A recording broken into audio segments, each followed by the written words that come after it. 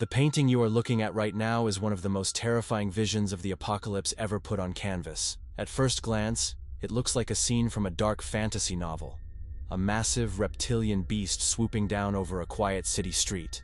It looks like a dragon, but it isn't breathing fire. It isn't burning the village to the ground. It is doing something much worse. Look closely at the creature's mouth. It is open, but instead of bright orange flames, a thick, pale mist is pouring out. It is breathing a cloud of sickly vapor directly onto the people below. This is not a painting of a war. This is a painting of a biological event. The title of this work is Plague, painted in 1898 by the Swiss master Arnold Böcklin. This image is not a fairy tale. It is a diary entry. It is a portrait of a serial killer that visited the artist's own home again and again, destroying everything he loved. To understand the horror of this painting, we first have to understand the world it was born into. The year 1898 was a time of blinding optimism. The Industrial Revolution was peaking. Electric lights were banishing the dark. Cars were replacing horses. Science claimed to be conquering nature. Humanity felt like the masters of the universe. But Arnold Böcklin knew better.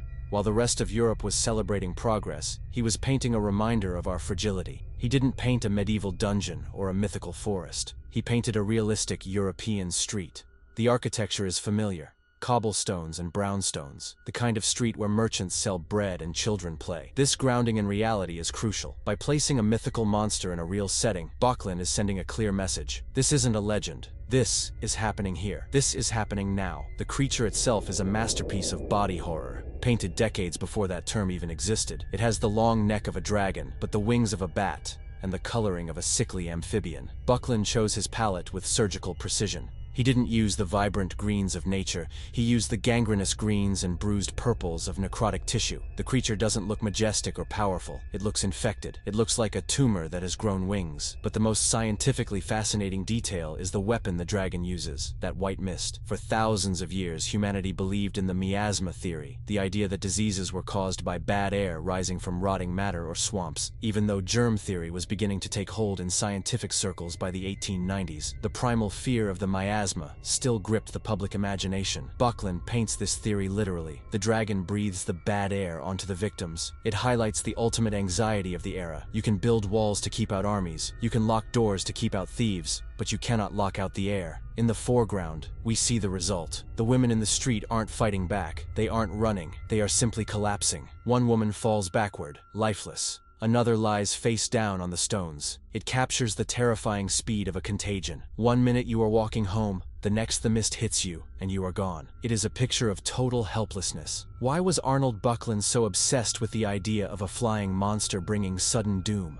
Because he lived in a house of funerals. Arnold Böcklin was a giant of the art world. Wealthy, famous, and respected. But inside his home there was a silence that no amount of money could fill. He fathered 14 children, but he had to bury 8 of them. Think about that number. 8 times he had to watch a child fall ill. 8 times he had to stand by a bedside and watch the life fade out of someone he loved. Sickness, fever. The epidemics of the 19th century were apex predators. They would enter a house silently, and within days, a child would be gone. Böcklin spent years moving his family frantically across Europe, from Basel to Rome, from Rome to Florence, from Florence to Zurich. He was desperate to find safe air. He thought if he could just outrun the weather, if he could just find a healthier climate, his children would survive. But the sickness traveled with them. When you know this history, the painting changes. This isn't a fantasy dragon. This is Böcklin trying to give a physical form to the invisible enemy that destroyed his family. Psychologically, it is impossible to fight a sickness you cannot see. You can't scream at a microbe. So Böcklin did the only thing he knew how to do. He painted it. He turned the invisible force into a visible monster so that he could finally look it in the eye and confront it. He painted the dragon green because that is the color of illness. He painted it flying because the affliction travels on the wind. He painted the skeleton rider not as a solemn guide, but as a frantic maniac, swinging his scythe with joy, urging the beast to move faster. This is a father's rage manifesting on canvas. This image is so powerful that it resonated with the entire world, but it also attracted a dark following. Decades after Böcklin died, a young, failed artist in Vienna discovered his work. This man would go on to become the most infamous dictator in history. He was obsessed with Böcklin. He didn't see the grief in these paintings. He saw the power. He saw the Germanic gloom and the heavy sense of destiny. When he rose to power, he used state funds to purchase 11 original Böcklin paintings. he hung them in his private residences. It is one of history's darkest ironies. A father painted plague to mourn the children he couldn't save, to warn the world about the horror of loss. And yet, the man who would bring the ultimate destruction of war to Europe